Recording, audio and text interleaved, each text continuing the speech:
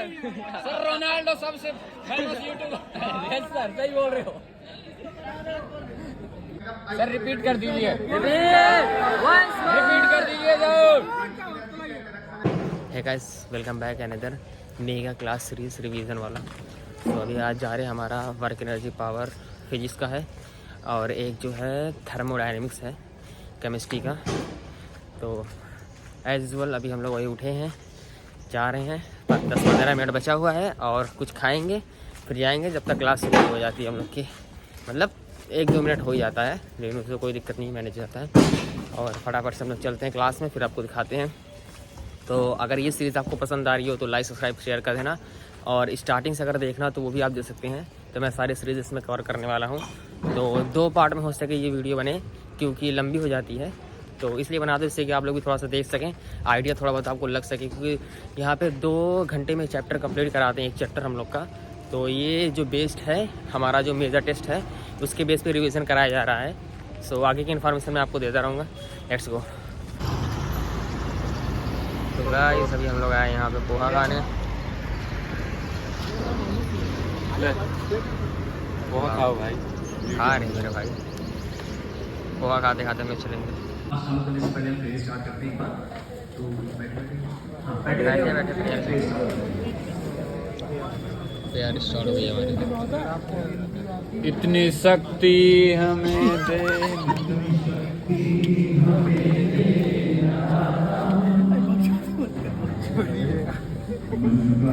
Prayer started by Mohit.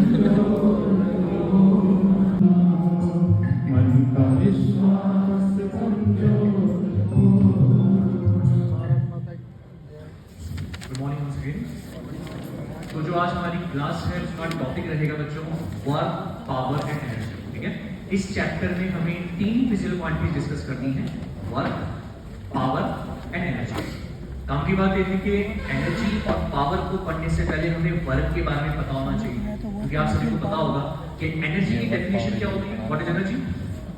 Energy का मतलब capacity of doing work. Means आपको work करना आना चाहिए, वर्क करना पड़ेगा। ऐसे ही पावर अगर हमें पढ़ना है तो पावर क्या होता है? Rate of doing work. उसमें रेट मैटर करती है, उसमें से वहां भी आपको वर्क पढ़ना पड़ेगा। तो जो हमारा फर्स्ट क्वांटिटी आएगी चैप्टर में कौन सी होगी? वर्क। लेकिन ध्यान रखिएगा, वर्क से पहले आप लोगों ने मॉड्यूल 1 में पढ़ा होगा अबाउट द फोर्स। पढ़ा है डिस्प्लेसमेंट, वेलोसिटी, एक्सेलरेशन, सारी क्वांटिटीज पढ़ी है। तो वो हमारे आज काम आएंगे। ठीक है, तो सबसे पहले कितनों को लगता है थीटा 90 है? थीटा 90 तो नहीं है। क्यों नहीं है? हाँ, एक पर्सन कहाँ जा रहा है? ऊपर। नॉर्मल भी कहाँ लगा होगा? अगर आप एक्टिविटी बनाओगे तो यहाँ नॉर्मल कहाँ लगेगा? पर्सन के ऊपर। ऐसा लगता है ना भाई? अब यहाँ रीजन क्या दिया वो समझिए। हाँ, जब आप स्टेयर पे वॉक करेंगे तो जो स्टेप, मान लीजिए स्टेयर पे वॉक कर रहे हैं इस तरह से, हाँ भी जो स्टेप आपके कॉन्टेक्ट में है उसमें नॉर्मल लगेगा, लेकिन क्या वो डिस्प्लेस हो रहा है? क्या मीन जिस पॉइंट पे फोर्स लग रहा है उसका डिस्प्लेसमेंट 0 है। या ऐसा कहें जो डिस्प्लेस हो रहा है उसमें फोर्स नहीं लग रहा। अरे क्लियर है? जब आप वॉक करके ऊपर चढ़ेंगे, वहां पे स्टेयर पे पहुंचेंगे, तो जो पैर आपका लेग डिस्प्लेस होगा वो तो हवा में, क्या उस पे नॉर्मल लग रहा है क्या? और जिस पे नॉर्मल लग रहा है उसका डिस्प्लेसमेंट कितना है?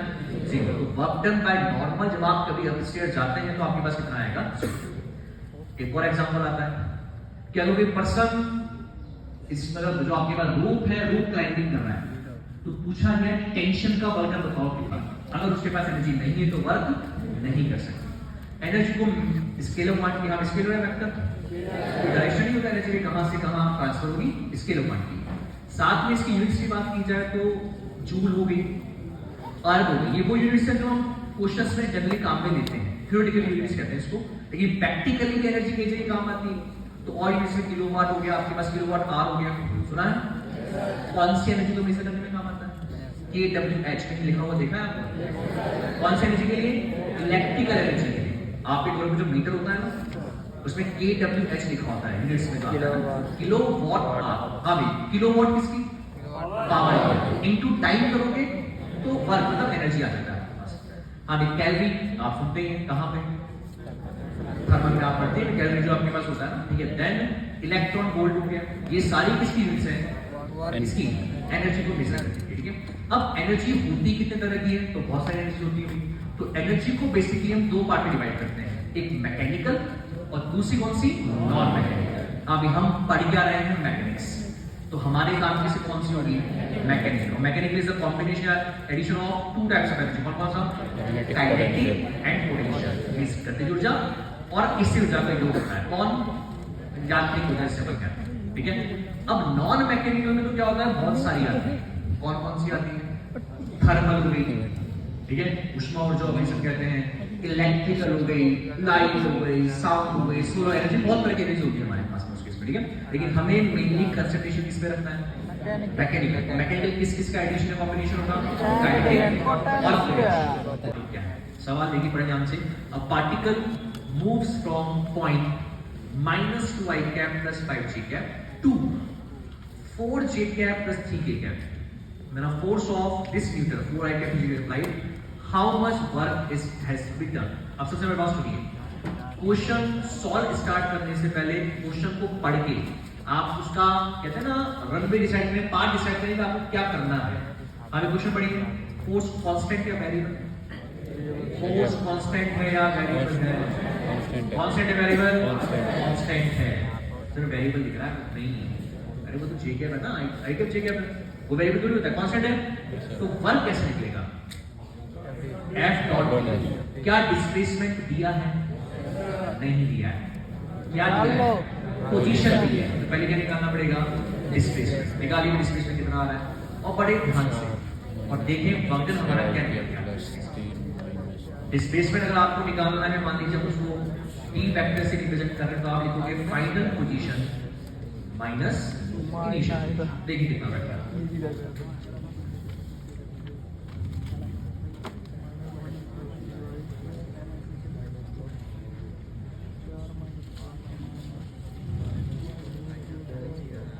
बताइए डिस्प्लेसमेंट वेक्टर कितना हो गया।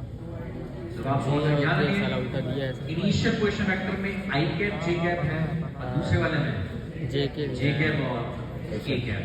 यहां से करिएगा जीरो हो जाएगा, कुछ ऐसा आएगा भैया, माइनस हो गया ना, तो जे आई कैप बस 1 आएगा, साथ में क्या आएगा, हां भाई माइनस ये बहुत कैप प्लस ठीक है 4 प्लस, इसका डॉट किसके साथ करना है, फोर्स के साथ। अभी ऑप्शन मैच किया कुछ कौन सा आ रहा है, मतलब कितना, सॉरी बढ़िया ना, बस कितना आ रहा है, जो आ रहा है चलेगा। तो बड़ा सिंपल है, लेकिन हमें पता होना चाहिए कि हमें करना क्या है। ऐसा ना हो क्वेश्चन लिया, खुद पढ़े उस पर और कुछ भी निकालना सभी को, उसको किससे डिवाइड करना होता है, कितना इंटरवल होता है, t बराबर 0 से t बराबर 10 5 से 10 तक, ऐसा कुछ इंस्टेंटेनियस का बात है, at instant t equals to 2 second, t equals to 5 second, ठीक है। तो इंस्टेंटेनियस पावर कैसे निकलती है भाई, मान लीजिए ब्लॉक है, F फोर्स लगाया, V वेलोसिटी, तो आपके पास पावर कितनी है, जैसे F डॉट। तो ध्यान रखिएगा, मेन चीज हमें आज यही सीखनी होगी कि कब हमें एवरेज काम में लेना है और कब इंस्टेंटेनियस पावर काम में लेनी है, ठीक है। दोनों बड़ा आसान सा है, बस हमें पता होना चाहिए डिफरेंशिएट करना कि कब इसे अप्लाई करना है, कब एवरेज और कब इंस्टेंटेनियस हमें लगानी है। ये बात क्लियर, ठीक। अब देखिए यूनिट सिस्टम क्या करेंगे भाई, एक joule into cycle upon second है, वर्ग अपॉन टाइम है, उसी को एसआई के नाम दिया गया, वॉट, जेम्स वॉट के नाम पर है, और इसी को प्रैक्टिकल यूनिट जो होती है एचपी, इसे हम कहते हैं 1 हॉर्स पावर इक्वल्स टू 746। एक एक्सपेरिमेंट किया गया तो उसमें बेसिक वैल्यू, ठीक है। अब आते हैं पावर के क्वेश्चन, दोबारा सुनिएगा, पावर के क्वेश्चन में मेन प्रैक्टिस क्या करनी है, क्वेश्चन पढ़ने के बाद फॉर्मूला मतलब पावर एवरेज या इंस्टेंटेनियस दोनों में बनवाना चाहिए, ठीक है। तो लेकिन पहला सवाल देखिए आपको क्या है, हाँ उससे पहले एक और चीज, एक टर्म आती है एफिशिएंसी। हाँ भैया एफिशिएंसी क्या होती है बताओगे, आउटपुट। हाँ भाई किसी भी सिस्टम की एफिशिएंसी किस पे डिपेंड करती है, उसने कितना इनपुट दिया और कितना आउटपुट दिया। ये आप सब जगह पढ़ते हैं, थर्मल में भी आप पढ़ते हैं, एफिशिएंसी कार्बन साइकिल के लिए पढ़ते हैं, होता है सबके लिए। तो इनपुट अपॉन आउटपुट। हाँ लेकिन प्रैक्टिकली क्या देखा गया कि कभी भी जो आउटपुट होगा वो इनपुट के बराबर, क्योंकि बीच में क्या होता है 100% से कमी आती है, ठीक है। तो यहाँ हमें एफिशिएंसी कैसे निकालनी, आउटपुट अपॉन इनपुट। हाँ परसेंट में निकालनी होगी इनटू 100। तो देखिए आप लोग देखिए, मतलब फर्स्ट क्वेश्चन हमारे पास क्या है, पढ़िएगा भी। एक 50 kg की लिफ्ट है जो कि एक सपोर्टिंग केबल से कहां जा रही है, ऊपर, कितने एक्सेलरेशन से। अच्छा नोट कर लीजिए, एक्सरसाइज फर्स्ट के कुछ क्वेश्चंस हैं।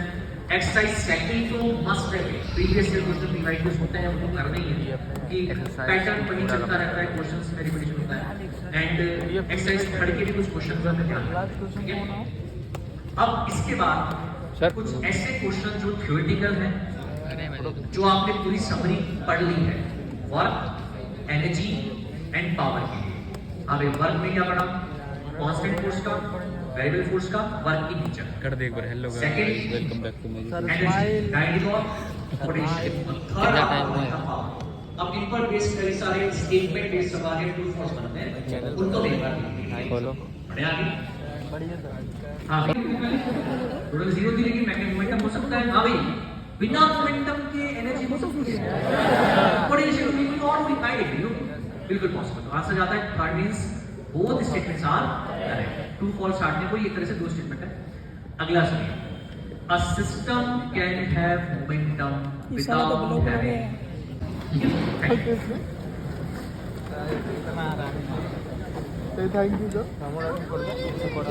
हम जाते हैं भाई।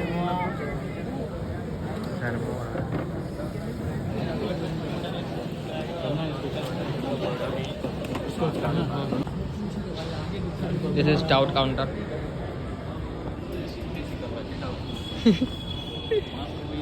ये वो है जा रहे डाउट। हम लोग डाउट तो आज तक पूरे साल में हम लोग कभी डाउट काउंटर में गए ही नहीं है। आज जा रहा डाउट काउंटर। एक गए थे क्या अभी डाउट काउंटर में? नहीं बाहर मैं गया हूं। क्या गए हो? कभी गए हो साले आप? हाँ, एक बार गया हूँ, 2 बार गया हूँ। क्या पूछे? डाउट्स पूछे मैंने और सर ने बताया अच्छे से। मतलब किसी भी कैसे जैसे क्लास ज़्यादा समझाई, इसके से ज़्यादा पसंद आती है। हाँ, कैसे से अंदर गए तो मतलब टीचर लोग बैठे रहते, कैसे पता चलता है किस सब्जेक्ट के टीचर है? एक्सपीरियंस। ब्रेक टाइम में हम लोग यहाँ घूम रहे हैं।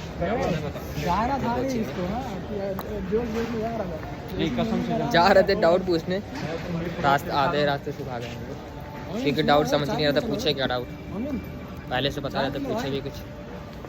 अगर डाउट काउंटर पे आप जाते तो पहले आप पूछिए टीचर को, पता करिए टीचर कौन से टीचर है कि नहीं है, इसके बाद आप क्योंकि ये तो चलो चाय पीने चलना है कि नहीं? क्या खिला रहे हो? मैं गरीब हूँ। बिल्कुल यार, चलो नेट है। नहीं तो नहीं है, साले पैसा है, पैसा पूजा करना है क्या बोलते हो? गजब बेइज्जती है।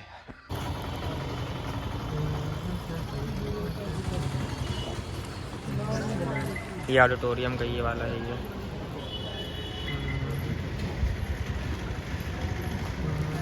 गाइस पैसे कितनी किल्लत है कि 10 रुपये हम लोग पास, और ये क्या चाय लेने 10 वाली, और उसमें सब लोग आधी आधी पिएंगे क्योंकि नेट भी नहीं है, पैसा भी नहीं है पास। इतने लोग पूछे मुझसे अपना चैनल। अभी hello guys, welcome back to my YouTube channel. पागल है भाई, हंसती भाई, जब तक वहीं शुरू हो जाए। नाम बदल चैनल का नाम बता ही नहीं दो, खाली welcome back to my channel का। कोटावीर हसन सब्सक्राइब करिए भाई, कोटावीर हसन को सब्सक्राइब कर लीजिए। कोटावीर हसन यूट्यूब चैनल है। स्ट्राइक नहीं आएगी। गाइस, हेलो गाइस, कैसे हैं आप लोग? कंप्लीट टॉपिक को 2 पार्ट में डिवाइड किया गया है। क्लास एनसीईआरटी में सिंगल टॉपिक है। सर कहाँ ये गए? 11th क्लास में जितना फिजिकल केमिस्ट्री में है टॉपिक, उनमें सबसे ज्यादा वेटेज वाला टॉपिक है। दिक्कत उसमें नहीं है ना। Yes sir. इससे 3 to 4 क्वेश्चन अपने नीट के एग्जाम में बनते हैं। जा रहा था, छोड़ और आज का पार्ट है, आप बोल ना। डिवाइड किया है, वन इज थर्मोडायनामिक्स, और कल वाला जो क्लास होगा वो थर्मोकेमिस्ट्री वाला पार्ट। अच्छा, 2 क्लास खत्म। थर्म का मतलब होता है हीट और डायनामिक्स मींस फ्लो।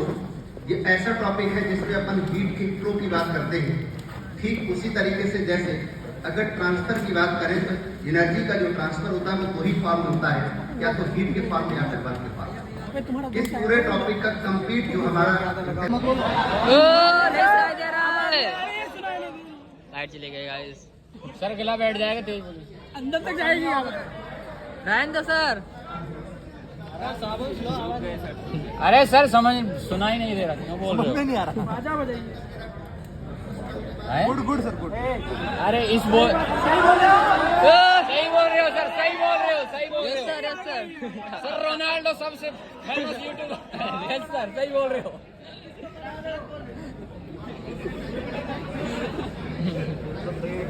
अरे इसके पैसे लेंगे शांत हो जाना यार। सर के सर बोल डेडिकेशन रहे हैं जो अलग करता हूँ मैं।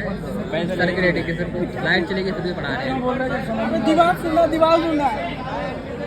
दीवार आज पता होते हैं दीवार।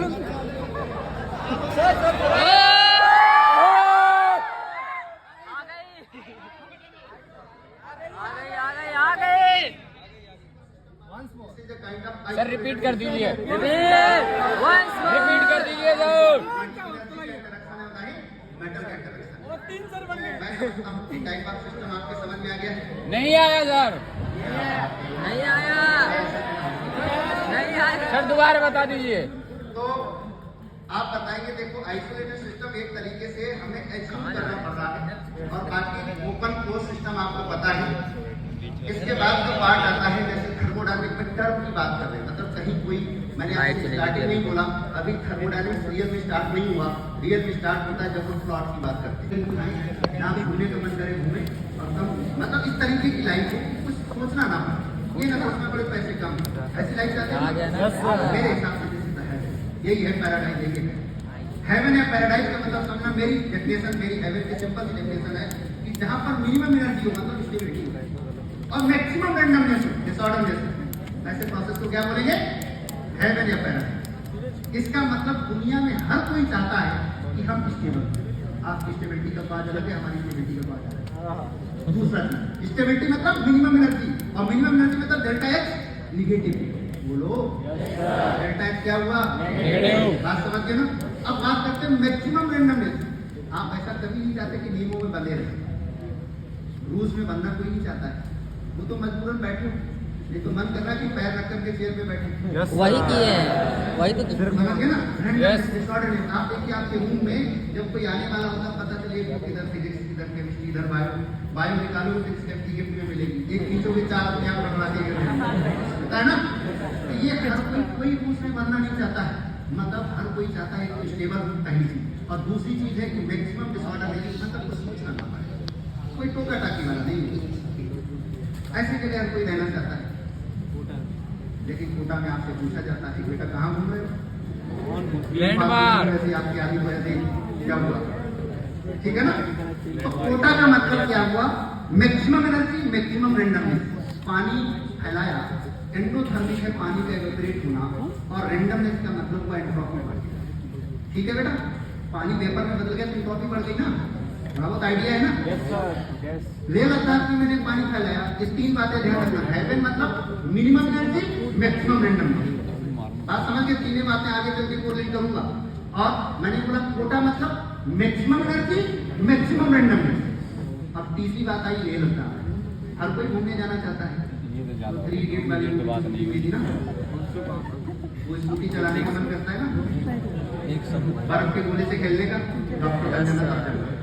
अब लेह लद्दाख में जब पानी फैलाया, उसका टेम्परेचर था -, तो जैसे ही पानी फैलाया तो पानी बर्फ बन गया। पानी का बर्फ में बनना एक्सोथर्मिक, तो मिनिमम एनर्जी हुई। अब पानी से बर्फ का बनना रैंडमनेस कम हुई, तो मिनिमम रैंडमनेस है। Minimum energy, minimum randomness, Leh Ladakh. Maximum energy, maximum randomness, Kota. Minimum energy, maximum randomness, heaven. ये 3 बातें ध्यान रखना। अभी पूरा मैथमेटिकल चीजों को सॉल्व करना, ठीक है ना?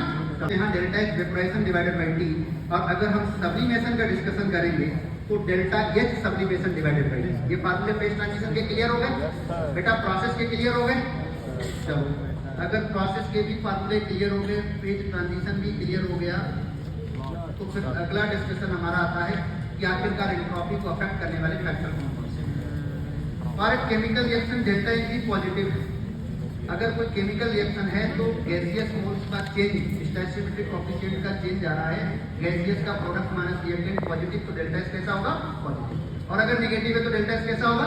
नेगेटिव। देख लो N2+3H2 वाला जो रिएक्शन दे रखा है उसको रिवर्स कर रखा है, twice ammonia will give you N2+3H2। तो बेटा डेल्टा एच की वैल्यू पॉजिटिव है तो डेल्टा एच कैसा होगा? प्रेशर कम कर दे, प्रेशर कम कर दे। मतलब मैं ऐसा टीचर हूँ, बिल्कुल आपको कुछ भी नहीं डांटता ही नहीं, कुछ भी करो बोलता ही नहीं, तो आपका मन करेगा कि प्रेशर कम तो रैंडमनेस बढ़ेगी, डिसऑर्डरनेस बढ़ेगा, और डिसऑर्डरनेस बढ़ेगा तो एंट्रोपी बढ़ेगी। और अगला आता है, पता है ना, सिंपल सी बात है कि कहीं बच्चे अच्छे हो या बुरे हो, अगर हम इंटरमिक्सिंग करेंगे तो इंटरमिक्सिंग में एंट्रोपी जरूर बढ़ेगी। ये लॉ ऑफ नेचर है, समझिए ना? नेचर का लॉ है, मिक्सिंग में हमेशा केस कहाँ का है, हेवन का, तो मिनिमम एनर्जी मैक्सिमम एनर्जी, कौन सा ऑप्शन होगा? और correct answer. Question number 2, ready? Infinity reaction delta S is positive. Hard third आया? दिख रहा सभी को? Third will be the correct answer. बिल्कुल सही जवाब। Question number 3, when an ideal gas is compressed adiabatically and reversibly, final temperature is compress किया जा रहा है तो वर्क डन कैसा हो गया? पॉजिटिव। इनकी वैल्यू 0 तो डेल्टा यू पॉजिटिव हो जाएगा। इसका मतलब higher than initial temperature. 10 last question. Answer आ गया। Heat added to the system at lower temperature causes greater circulation. Straight forward statement है टी टेम्परेचर। इसका मतलब समझ लीजिए अगर किसी के दिमाग में ना क्या बोल रहा है? टी टेम्परेचर टी है। तो डेल्टा एक्स ऐसा देखा गया कि लो टेम्परेचर पर अगर उतनी हीट दी जाएगी जितना हायर पे देगी तो लो टेम्परेचर पे ज्यादा। ये क्लास उन लोगों के लिए ज्यादा से ज्यादा इफेक्टिव है कि जिनका ज्ञान का लेवल लो है, उनके लिए ज्यादा होगी कंपेरेबल टू जिनका हायर है। और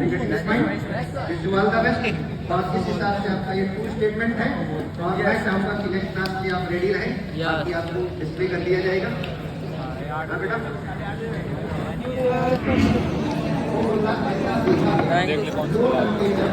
नेक्स्ट क्लास लग गया है। यह है नेक्स्ट क्लास।